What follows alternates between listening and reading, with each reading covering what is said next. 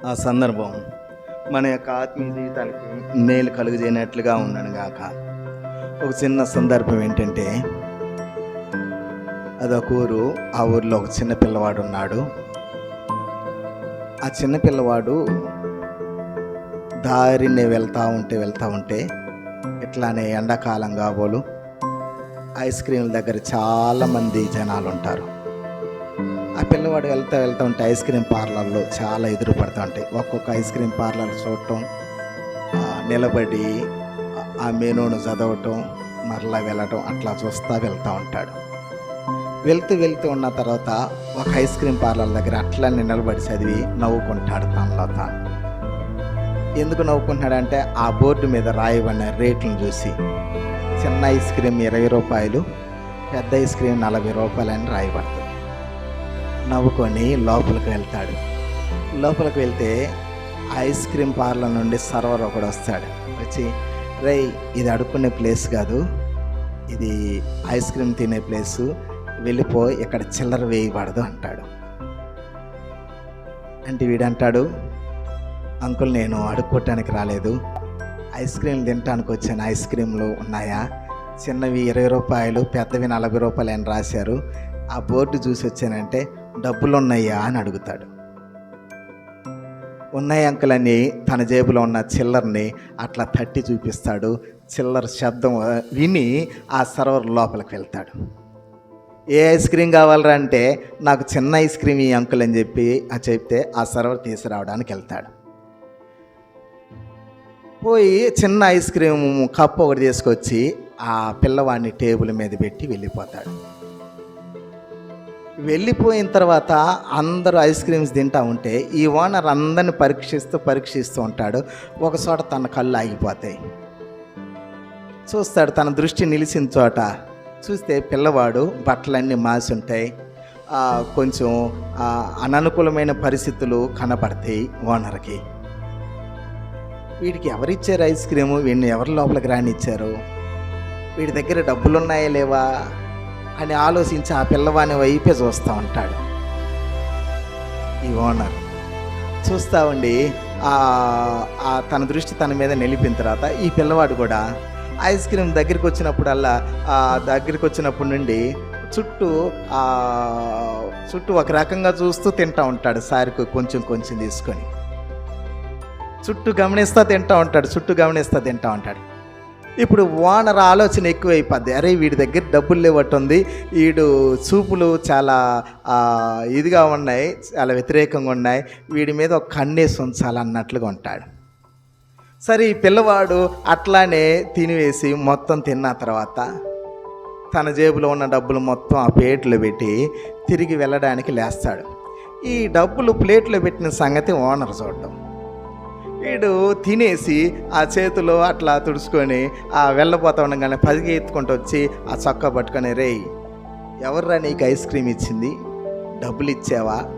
Server వచ్చి డబ్బులు ఇచ్చి బిల్లు తీసుకున్న దాకా ఉండాలి కదా, నీకు ఎవర్రా ఐస్ క్రీమ్ ఇచ్చిందని చెప్పి చొక్కా పట్టుకొని, ఎవరు వీడికి ఐస్ క్రీమ్ ఇచ్చిందని చెప్పి గట్టిగా అరిస్తే వీడికి ఐస్ క్రీమ్ ఇచ్చిన సర్వర్ వస్తాడు. సార్, ఇందాక డబ్బులు ఉన్నాయి అన్నాడు సార్, నేనే ఇచ్చాను సార్ అంటాడు. అరే, ఇందాక డబ్బులు ఉన్నాయి కదరా, ఇప్పుడు జేబులో లేవు, ఏమైనాయి, ఎక్కడ పెట్టేవారా డబ్బులు చెప్పరా అంటే వాడు ఆ ప్లేట్ వైపు చూపిస్తాడు. ఆ ప్లేట్లో డబ్బులన్నీ కుప్పుగా పోస్తుంటాయి. ఇప్పుడు ఓనర్ కొంచెం నమ్మకం వచ్చింది. అరే, డబ్బులు ఉంచుకొని ఎందుకు అట్లా వెళ్తున్నావు బిల్లు తీసుకోకుండా? ఎంత ఉన్నాయి డబ్బులు? నువ్వు తిన్నదానికి సరిపోయినాయా సరిపోవా? రారా, లెక్క పెట్టి ఈ డబ్బులన్నీ. ఎవరు లెక్క పెడతాడు? ఇంత చిల్లర లెక్క పెట్టి ఈ డబ్బులన్నీ సరిపడ తీసుకొచ్చావా లేదా అంటా ఉంటాడు ఓనరు. సరే, నా చొక్కా ఇడిచిపెట్టండి సార్ అంటాడు. సరే, చొక్కా ఇడిచిపెట్టిన తర్వాత డబ్బులన్నీ లెక్క పెడితే 40 రూపాయలు వస్తాయి. 40 రూపాయలు వస్తే ఈ ఓనర్ అడుగుతాడు, ఒరే, 40 రూపాయలు ఉన్నాయి కదరా, నువ్వు తిన్న కప్పు 20 రూపాయలే కదా, లెక్క పెట్టి దీంట్లో 20 రూపాయలు ఉంచి 20 రూపాయలు నీ జేబులో వేసుకోవచ్చు కదా, ఎందుకురా బిల్లు రాకుండా వెళ్ళావు?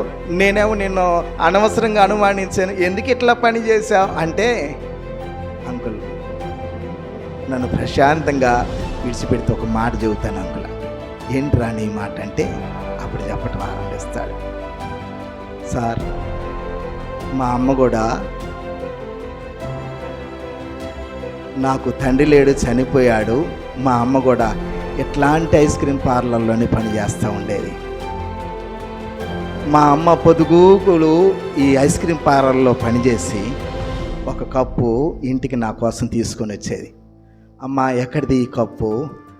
అప్పుడే జీతాలు రావు కదా, మొదటి రోజు నుండి కప్పు తీసడం ఆరంభించావు, ఎక్కడిది రోజు కప్పు తీసుకొస్తున్నావంటే వాళ్ళ అమ్మ చెప్పిందంట, అయ్యా కస్టమర్ టిప్పు తోటి ఈ కప్పు తీసుకొస్తామన్నాను నీకు రోజు, నువ్వు ప్రశాంతంగా ఉండే, నిన్ను సంతోషపెట్టమే కదా నాకున్న ఏకైక లక్ష్యం, నువ్వు తిన్నాయినా అని చెప్పింది. సార్ రోజు మా అమ్మ తీసుకొచ్చే కప్పు తింటూ కస్టమర్స్కి నేను నా మనసులోనే కృతజ్ఞతలు చెప్తా ఉన్నాను. ఇప్పుడు మా అమ్మ చనిపోయి వారం రోజులైందండి. నాకు ఐస్ క్రీమ్ కప్పులు తెచ్చేవారు లేరు. నేను బజార్ను పడి భిక్షాటన చేస్తూ ఉన్నాను. భిక్షాటన చేస్తూ వెళ్తూ ఉంటే ఐస్ క్రీమ్ పార్లర్ చూసినప్పుడల్లా మా అమ్మే గుర్తు వస్తూ ఉంటుంది. వెళ్ళి తిందామంటే ఈ డబ్బులు అయిపోతాయేమో అన్న ఆలోచన కలుగుతోంది. కరెక్ట్గా మీ ఐస్ క్రీమ్ పార్లర్ దగ్గరికి వచ్చేసరికి చిన్న కప్పు 20, పెద్ద కప్పు 40 అని కనపడింది. నా ఆకలి తీరుతుంది అన్నట్లుగా నేను వచ్చి 20 రూపాయల కప్పు తిందామని ఆశపడి సర్వర్ అంకుల్ దగ్గరికి వచ్చింది. అది చూస్తే మా అమ్మలాగానే కనపడ్డాడండి సర్వరు. ఆ అంకుల్ని చూడగానే ఈ అంకుల్ కూడా నాలాంటి కొడుకు ఒకడు ఉంటాడు కదా, నేను కూడా 20 రూపాయలు సహాయం చేస్తే ఆ పిల్లవాడు కూడా తింటాడు కదా అన్న ఆలోచన వచ్చి 20 రూపాయలు ఇక్కడ ఇడిచిపెట్టి వెళ్తున్నానండి అన్న. ఆ మాటకి ఆ సర్వరు ఆ కళ్ళ వెంట నీళ్లు కారిపోతామని అంట గట్టిగా కౌగిలించుకొని, అరే నిజంగా నువ్వు కూడా నా బిడ్డలాగానే ఉన్నావని చెప్పి చాలా సంతోషంగా తన కౌగిలించుకుంటాడు. ఈ మాట వింటుంటే ఓనర్ చేతులు జోడించయ్యా, తప్పుగా అర్థం చేసుకున్నాను, నన్ను క్షమించయ్యా అంటాడు. ఏమి నేర్పుతుంది ఈ పాఠం మనకంటే? మనకిచ్చిన ఈ సంతోషం, మనకిచ్చిన ఈ ఆశీర్వాదం, మనకిచ్చిన ఈ దీవెన, మనం పొందుకుంటున్న ఈ పరలోకపు పెండ్లి విందు ఇంకొకరికి తెలియపరచకపోతే ఎట్లా పరలోకపు పెండ్లి విందులో పాలు పంపులు పొందుతావు? ఎట్లా పరలోక పెండ్లి విందులో జీతాలు పుచ్చుకోగలం? ఎట్లా పరలోక పెండ్లి విందులో ప్రభువుని సంతోష పెట్టగలం? ప్రభు మాట్లాడుతూ ఉన్నాడు.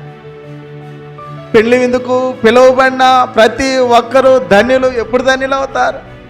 సాక్ష్యాన్ని నిలబెట్టుకున్న తర్వాత ఎప్పుడు ధన్యులు అవుతారు? పని చేయటం ఆరంభించిన తర్వాత ఎప్పుడు ధన్యులు అవుతారు? ఆ ప్రభు దగ్గరికి ఇంకొకరిని నడిపించిన తర్వాత. ఆ రీతిగా ఉండి మనం బలలో పాలు పంపులు పొందుదాం కాక మోకాళ్ళ మీదకి వద్దాం. ప్రభు మనతో మాట్లాడుతూ ఉన్నాడు. అలా మనం పరీక్షించుకుంటా.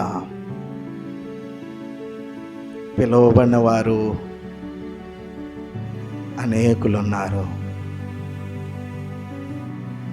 పిలువబడిన వారు, సిద్ధపడిన వారు ప్రభుతో ఉన్నారు. పిలువబడిన వారి దగ్గరే ఆగిపోయావా? సిద్ధపడిన వారి వల్లే ఉన్నావా? పిలువబడిన వారు అనేకులు ఉన్నారు. పని చెప్పినప్పుడు ఏక మనసుతో నెపములు చెప్పిన వారు ఉన్నారు.